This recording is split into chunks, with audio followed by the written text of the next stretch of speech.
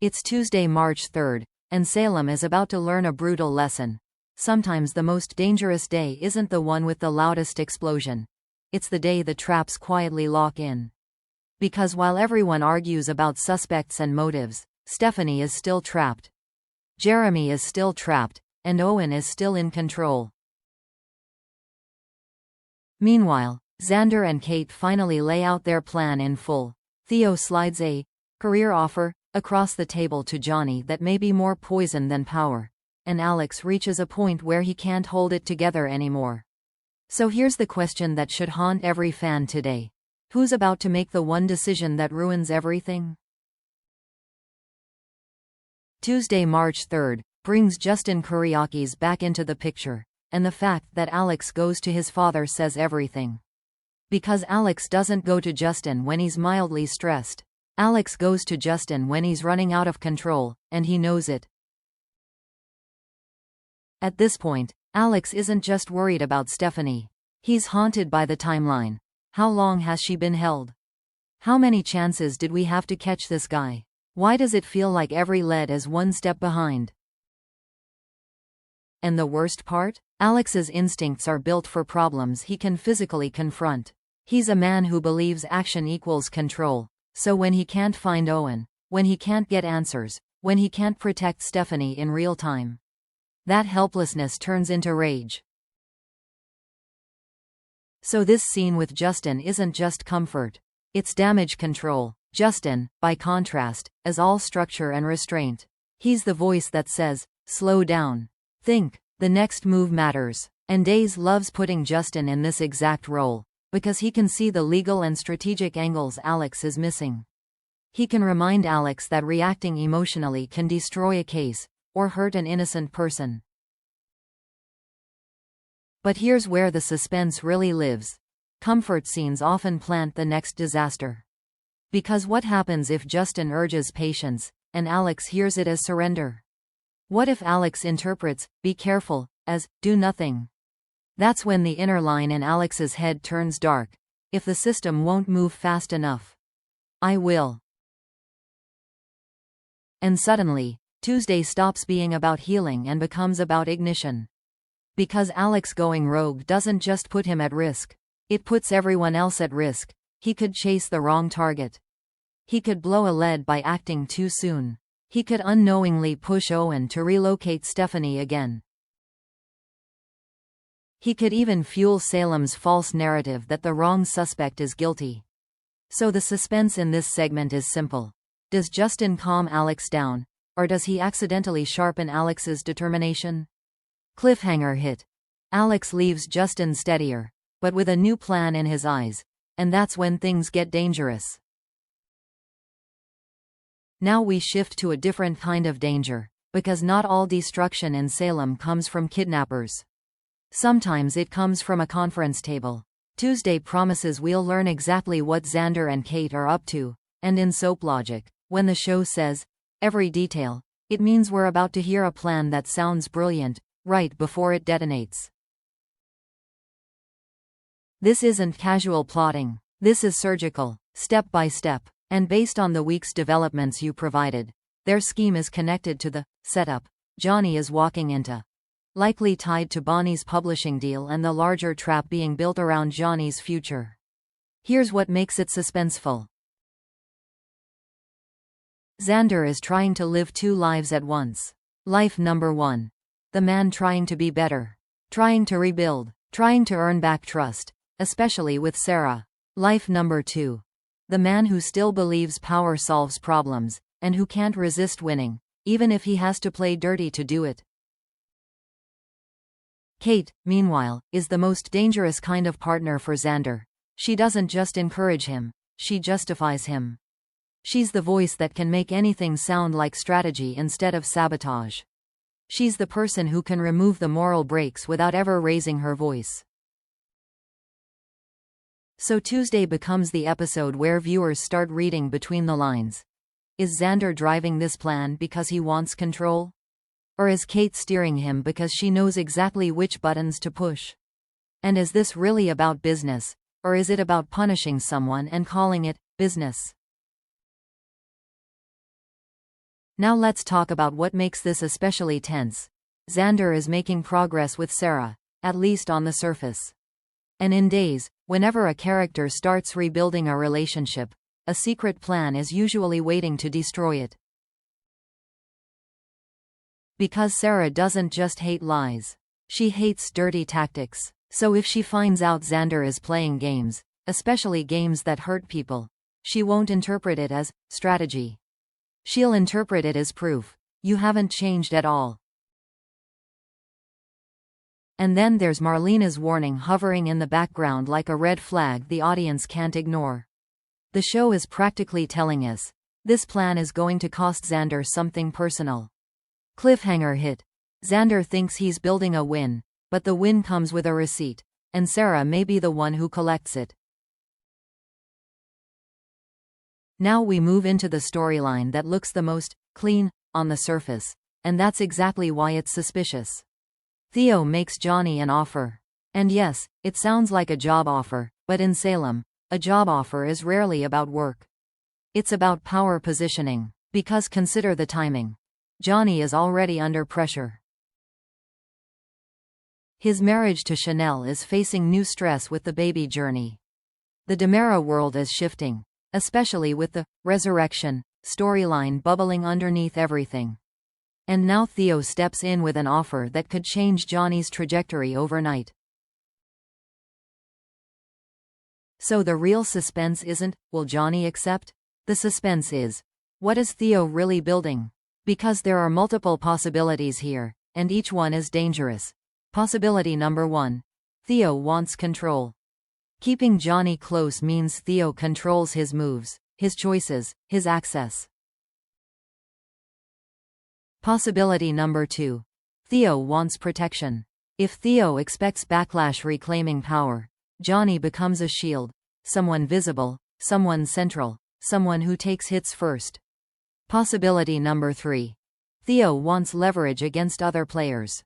Because if Xander and Kate are plotting around Johnny, then locking Johnny into a role makes him easier to trap.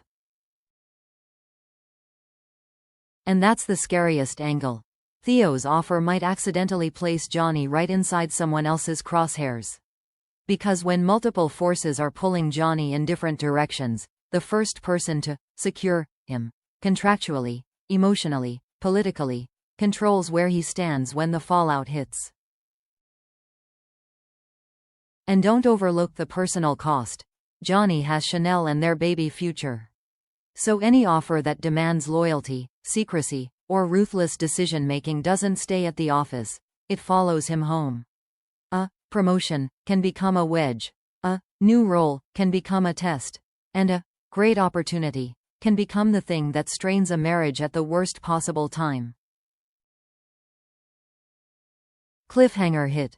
Johnny hears power. But what Theo may be offering is a cage with polished gold bars. And once the door closes, Johnny may not be able to step back out. Now we drop back into the darkest storyline, and Tuesday, March 3rd is brutal because the spoilers make one thing painfully clear. Stephanie has made zero progress escaping, and Jeremy's situation is getting worse, not better. And that line, no progress, matters because in Captivity stories, no progress is never neutral. No progress means the captor is tightening the grip. It means Owen has had time to do the most dangerous thing a kidnapper can do: turn chaos into routine. Because routine is control. Owen isn't just keeping them restrained, he's studying them. He's learning what Stephanie does when she's scared, what Jeremy does when he's desperate, when they go quiet, when they whisper, when they look at the door, when hope flickers in their eyes. And in a psychological hostage situation, hope is a threat to the captor. So if Owen senses even a hint that Stephanie believes rescue is coming, if she starts looking toward the exit like it's possible, Owen won't just stop the attempt. He'll punish the idea of escape.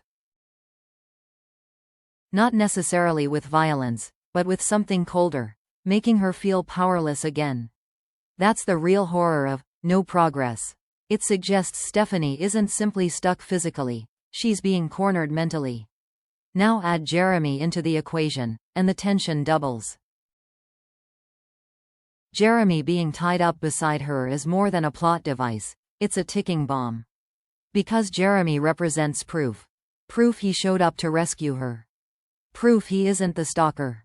Proof Salem is chasing the wrong narrative. But here's the nightmare. Proof doesn't matter if nobody sees it. If no one hears Jeremy explain himself, Salem's story stays the same. Jeremy did it.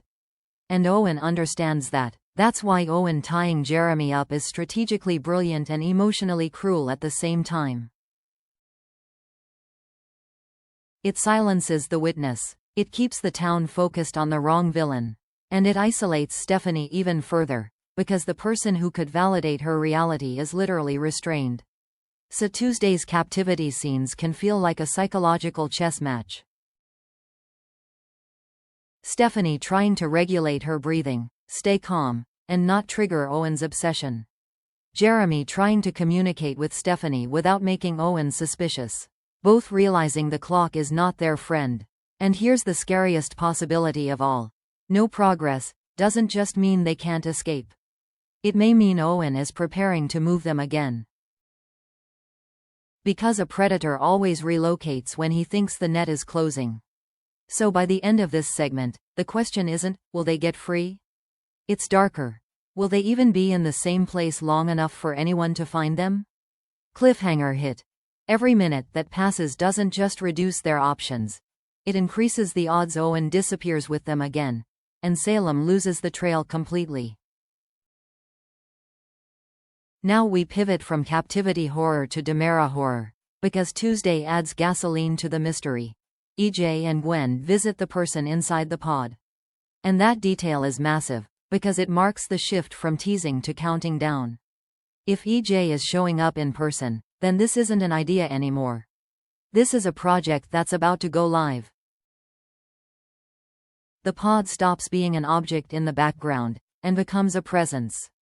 Something with consequences. And this scene raises two major questions, both terrifying. Question number 1. What does EJ truly want from this resurrection? Is this about love, guilt, legacy? Or is this about power? The kind of power that comes from bringing someone back and saying, I did this. I control this. I decide when miracles happen. Because with DiMera's, even affection can be a strategy. Even family can be a move. Question number 2. What does Gwen see in that moment? Gwen's role here is fascinating because she's been around the DiMera chaos long enough to know one truth. Rolf doesn't do miracles without side effects. So if Gwen is standing beside EJ, watching this pod, she might be asking herself something the audience is already wondering. Is she helping create a new future? Or is she helping open a door that should have stayed locked? And yes, the signs point toward Lexi Carver returning. If that's true, this doesn't just add drama. It detonates history. Lexi isn't just a person coming back. Lexi is a walking emotional earthquake, connected to old love, old pain, old family fractures, old secrets that people survived by burying. So the suspense isn't only, who is it? The suspense is, what does her return force everyone to face? Because resurrection in Salem always comes with a bill. And the bill always gets paid by the people who thought they were safe. Cliffhanger hit. The pod isn't just holding a body, it's holding secrets. And once the door opens, those secrets won't stay contained. So that's Tuesday, March 3rd, an episode that looks like setup on the surface, but feels like the moment the trap clicks shut underneath everyone's feet. Alex leans on Justin, but that comfort may turn into the spark for a reckless move. Xander and Kate lay out their plan in full, meaning the scheme is officially in motion. Theo offers Johnny power, but in Salem, power always comes with strings attached. Stephanie and Jeremy make no progress, which is a terrifying sign Owen is still winning, possibly preparing to relocate. And EJ and Gwen's pod visit pushes the resurrection story closer to reality. Like we're seconds away from a reveal that changes Salem forever. Now I want your theory. Should Johnny trust Theo's offer? Or is he unknowingly stepping into the trap Xander and Kate are building? And the darker question. Do you think Stephanie's no progress day means Owen is about to move her again before anyone can find her? Drop your best guess in the comments, because in Salem, Tuesday isn't just another day. It's the day the trap locks, and the countdown begins.